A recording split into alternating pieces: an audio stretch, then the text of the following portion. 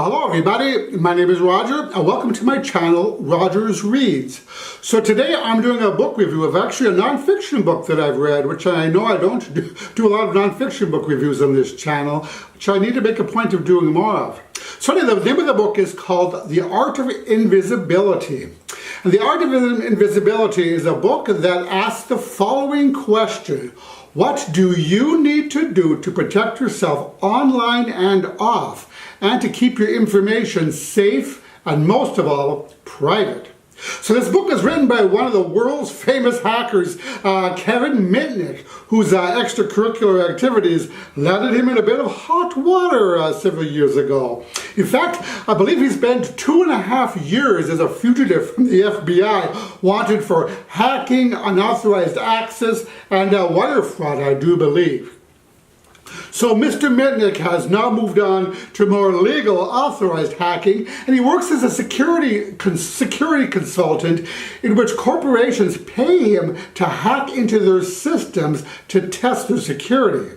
So now the author works to teach people how to protect themselves and their companies in a world of malware, scammers, spammers, hackers, government abuse, key login software, microphones and cameras that are always on, and the tracking of our every move online, which has been a lot in the news recently.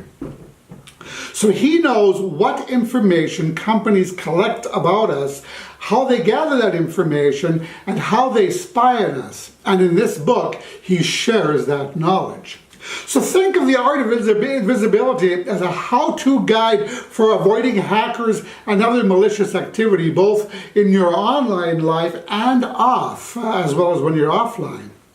Now, if you thought that you were relatively safe online, this book will shatter that illusion of security pretty darn quickly. And the author goes through all of our devices and online services, all of our conveniences, explaining their vulnerabilities and how easily they can be exploited. So that was quite eye-opening in this regard.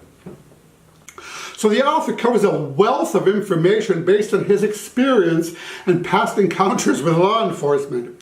So some of the more interesting topics in the book, at least that I thought of, have to do with software vulnerabilities, password security, ransomware, email, text message, and file encryption, wiretapping and surveillance mechanisms, software backdoors or in our device backdoors, our social media presence, and geolocation, which is the metadata that's stored in every single image that we take. So some of Mr. Mitnik's recommendations are fairly basic, such as using strong passwords, using a password manager, and being careful to set up your home Wi-Fi using the strongest and most recent security protocols.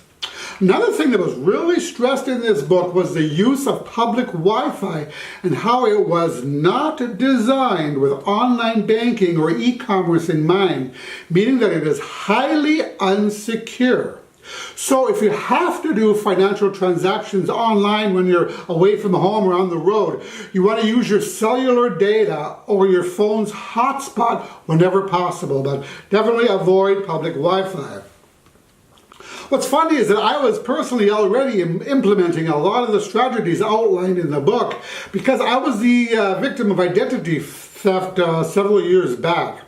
Someone was opening a whole bunch of utility accounts under my name all over town, and I had no idea this was happening until I started receiving past due notices from the phone company. And let me tell you, was that a mess to clean up. So since that happened, I've been extra diligent about protecting my identity and was pleased to see Mr. Mitnik recommend many of the same practices that I was already using. Now, to be fair, I used to work in IT, so I am familiar with a lot of strategies to protect your online identity. So, Some of the things that I was already doing was using a VPN whenever I use public Wi-Fi. Never doing banking over public Wi-Fi, only over cellular data.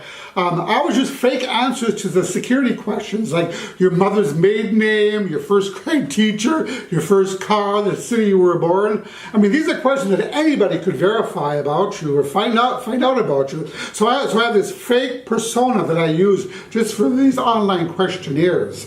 But yeah, so I never use my real information. Likewise, I never use my real date of birth either, not even the month or the day. I use a password manager, namely a 1Password, but there's several of them out there. I use passwords that are at least 25 characters. I also encrypt my files, but I don't do so with messages or mail.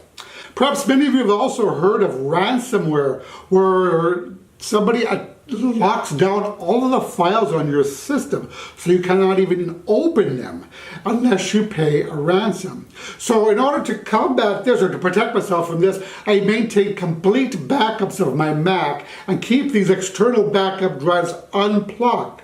So that way, if my system is ever attacked by ransomware, I still have all of my files in backup, which were separate from the machine, that I can restore back onto my Mac. But anyway, I digress with that. But yeah, so many outlined strategies.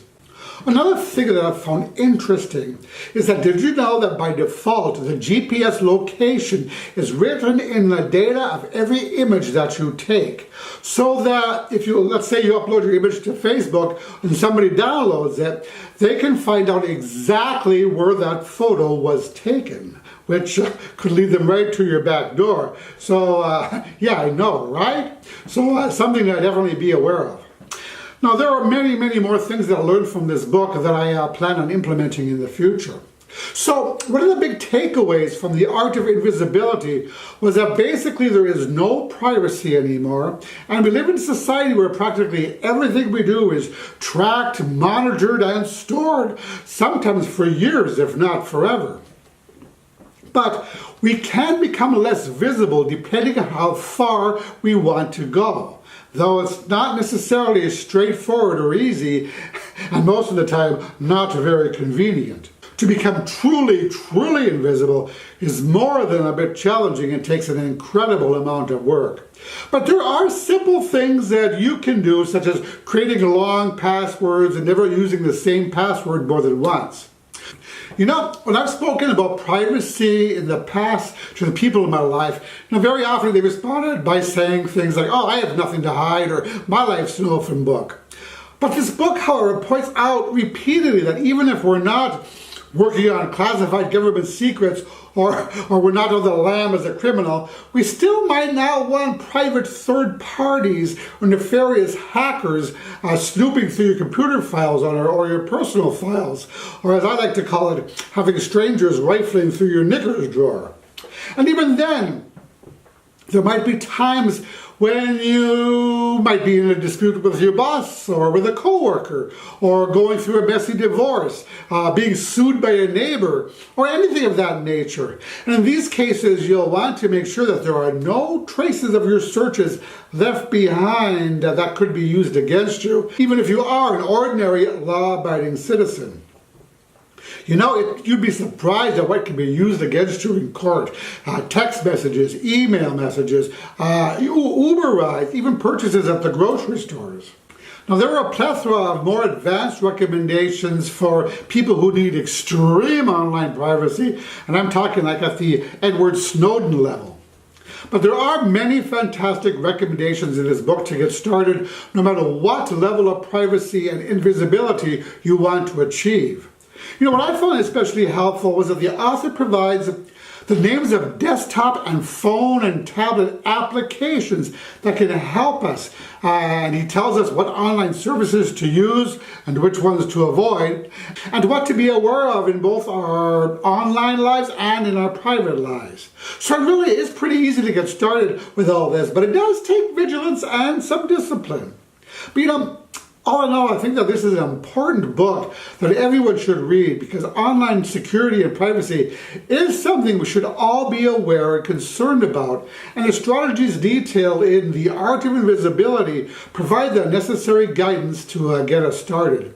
Yeah, so I highly recommend this book.